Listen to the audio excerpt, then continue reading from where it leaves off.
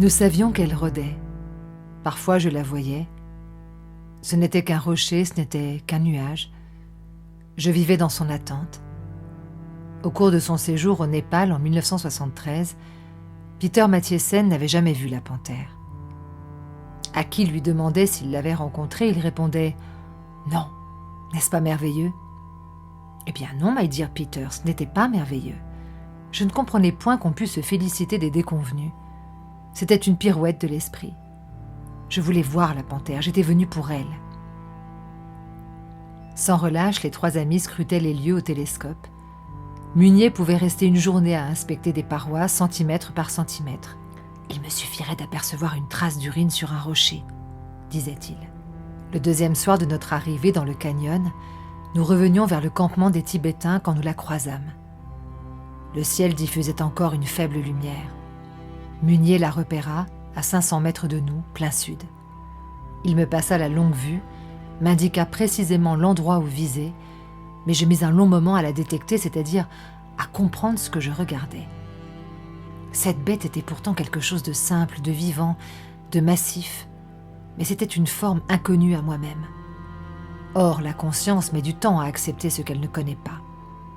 L'œil reçoit l'image de pleine face, mais l'esprit refuse d'en convenir.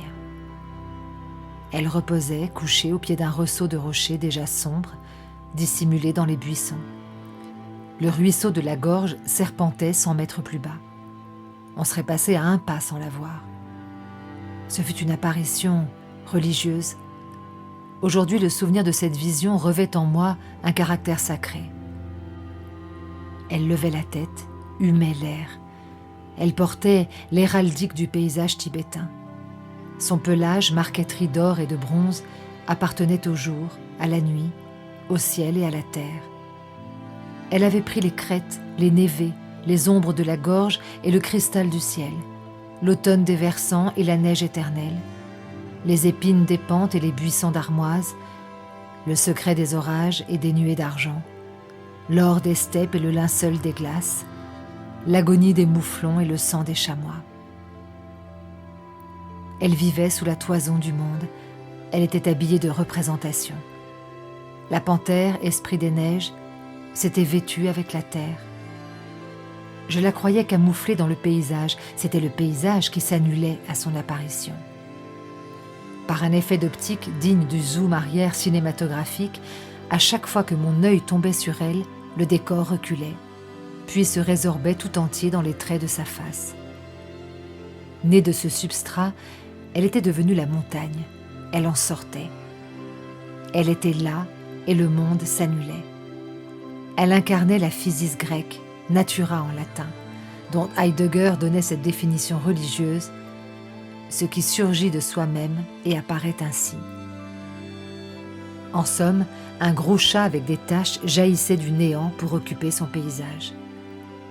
Nous restâmes jusqu'à la nuit. La panthère somnolait, épargnée de toute menace. Les autres animaux paraissaient de pauvres créatures en danger. Le cheval rue au premier geste, le chat détale au moindre bruit. Le chien perçoit une odeur inconnue et se lève d'un bond. L'insecte fuit vers sa cache.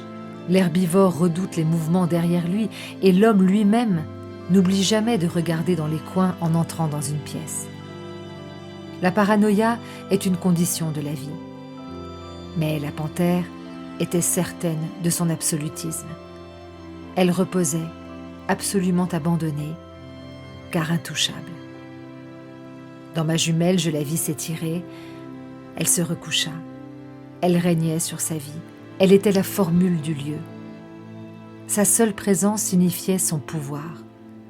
Le monde constituant son trône, elle emplissait l'espace là où elle se tenait.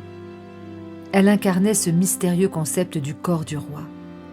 Un vrai souverain se contente d'être.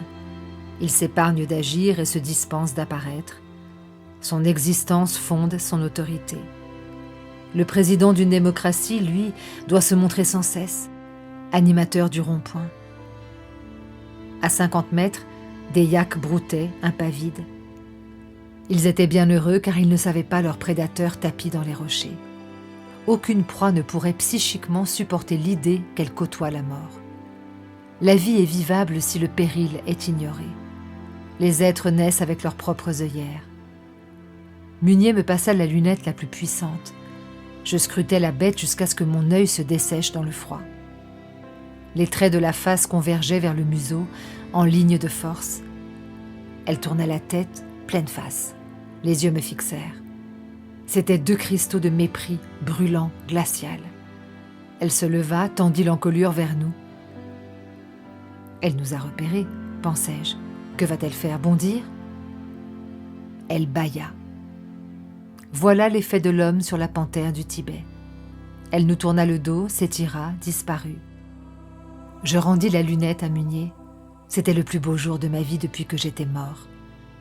Ce vallon n'est plus le même à présent que nous y avons vu la panthère, dit Munier.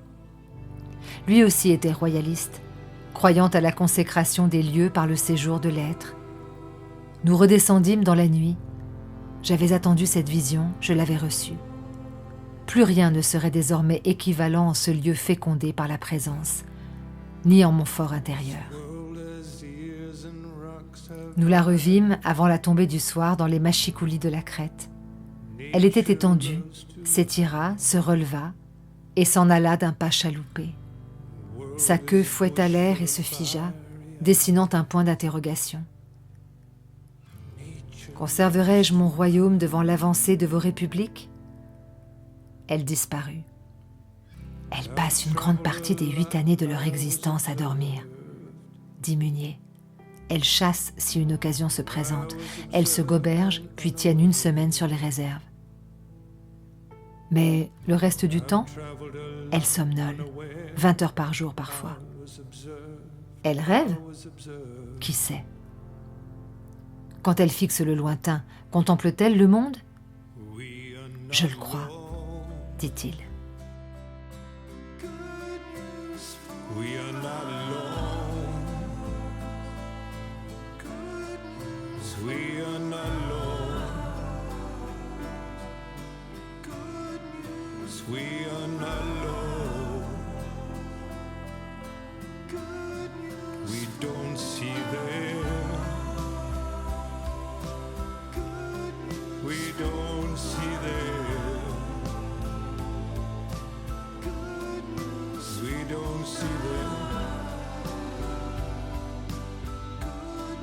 We don't see them.